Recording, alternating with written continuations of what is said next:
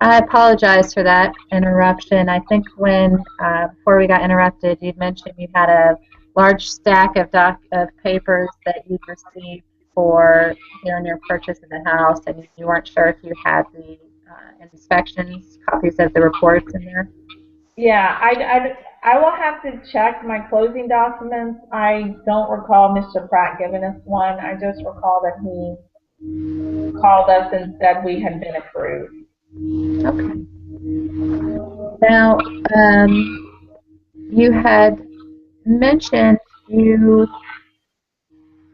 had a friend of yours come out and take a look at the roof.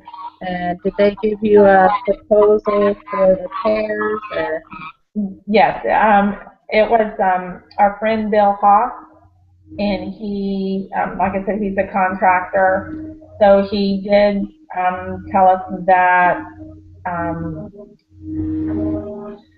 he to bring, because the house, he says the house is under code, or they didn't follow the code, whatever, contractor speak. I don't know what all that means, but basically what it says, the house was not watertight and needed to bring up to code, and it would cost about $15,000 to do that. About $15,000. Yeah.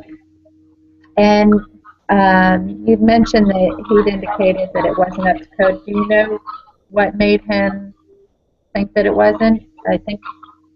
Because he had, like I said, when I called him, he came over and inspected the house. He said that just from looking at it, from I guess a contractor, I guess they can tell.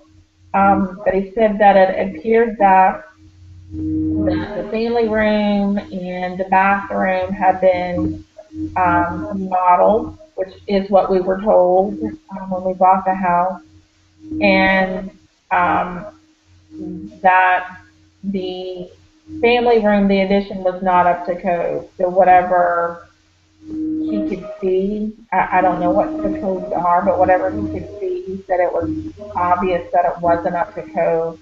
Um, and then he was able to tell that there was water seeping up through the floor, which is why everything was so wet.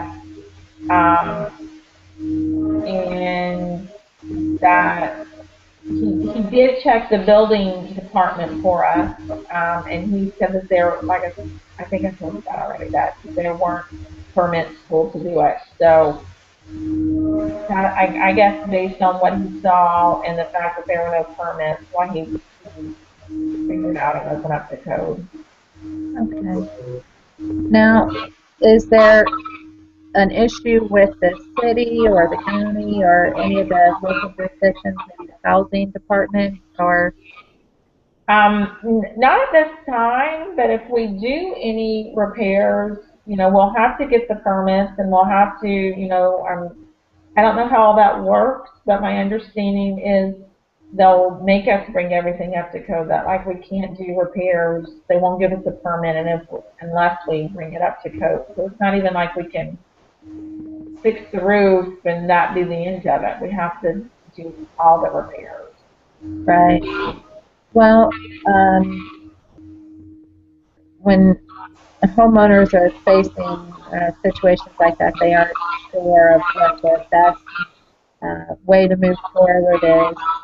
I think it's great that you've had a contractor come out and take a look and assess the damage that's been done. You've mentioned that there was some water that had come up from the floor and not from the roof. Yeah, well, when it rains, it does leak from the roof. It started with, like, a really small leak in the corner of the family room, and like I said, when it started raining really heavily, like in December, I think it was,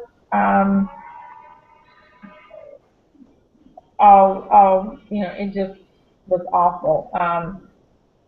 We now have like 5 major leaks where it's just pouring in, and then I guess I don't know if it's something with the concrete or they didn't seal it properly, but I guess because it rained so heavily that it got into the concrete, so it's now seeping up through the floor because I guess it wasn't properly sealed.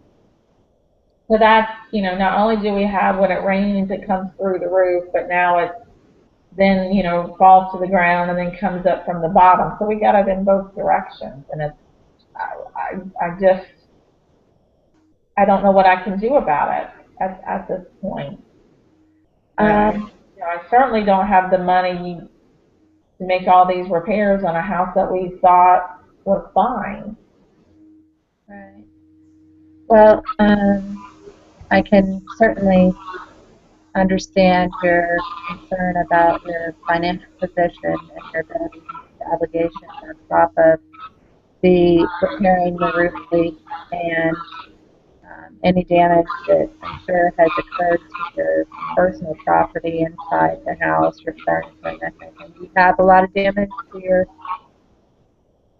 furniture or the interior content? Well, not a lot, nothing that we can't take care of because, like I guess, in that part it was a good thing that the leak started small because we were able to shift things around and had things moved out of the way. Um, and I mean, I'm sure that the carpet will need to be replaced, that kind of stuff. But our furniture itself seems for the most part to be okay. I don't know, you know, um, we've got, we're inconvenienced in that we had to move stuff out of there because of the floor. Um, we can't leave it, standing in there, but it seems okay. Okay. Furniture. Um, you'd mentioned that you borrowed a portion of your down payment for the house from your parents. Is there any issues involving the either repayment to them or the payments on the house? Are you up to date with that? Yep. Well, we've been making the payments because we don't want to be in financial trouble on the top. At this point, my parent, with my parents, so they are letting us pay them back when we can pay them back. So that's not a problem. So financially, we're okay making the payments. None of that has changed. We're not behind. We just don't have additional funds to make these repairs. Well, in order to best help you and to come up with a solution that will help you and your husband, I will need you to provide me with all the paperwork that you have in regards to the purchase of the house, whether it's the contract or the closing documents, any of the inspections that were done by FHA. And it can be something outside of what you typically would think would be important. Anything from emails to your notes to the actual documents that they provided you. Anything that you have that you can get to me would help to come up with solutions for you and your husband. Okay, I can get all of that. I mean, some of them were phone calls and stuff, so I can't, I don't have any of that, but I certainly can get you like our closing papers and the applications and that kind of thing that we filled out. Okay. Is there anything that you're aware of that I need to know, like that's time sensitive? Have you um,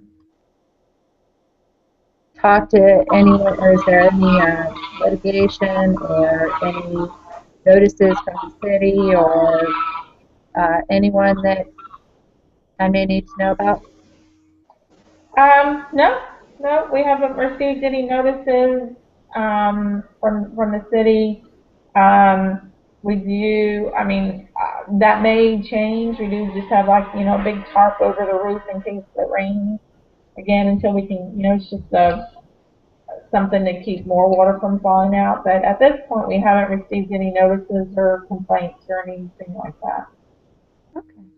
Well, was there anything else that maybe during our conversation you recalled or wanted to fill in details about? Um, I no, I think I covered it all. I just don't know, what I can do at this point. I mean, do you think I can get them to get my house fixed, or what do I do with a house that I can't afford to fix, and I certainly can't live in it the way it is? Sure. Well, a lot of your situation is going to probably be determined by the documents, the paperwork that's involved with the house, whether it's a contractor's or loan. Without looking at them, it's difficult to make a determination of the best solution for you. So I understand your frustration and uncertainty on being what the next step is going to be, but in order to best help you, I have to have the access to um, more information, review it, and get back to you with a formula or strategy of the best way to help you get your house repaired and um, get everything up to code with your new house. Oh, okay, so basically, the faster I get the stuff to you, the faster I can get some kind of answer. Uh-huh. Um, yeah, what we'll do, if you could gather any paperwork associated with this and get it to me within the next few days, then we can review it and uh, make sure that we have all the information that we need, and I'd get back to you as soon as I could. Okay, that Now, sounds. real quick before we go, there is this consultation is of course free. Um, in the event that you would like to hire me to help you with this situation, we typically charge about $175. Typically charge $175 an hour. And what I can do is send you a retainer agreement that does call for an initial payment of $2,000 as part of the agreement Okay. for you to review, and you can let me know if you have any questions on it. Okay, so I need to get you the $2,000 before you will review my paperwork. If you could return both the retainer with the retainer fee and all the documents or any paperwork associated with this issue at the same time, that'd be great. Oh, okay. All right. I can look at that. Okay, great. Well, I appreciate you taking the time to meet with me, and if you have any questions after this, please feel free to give me a call. I will do that. Thank you. Thank you for your time. Thank you. All right.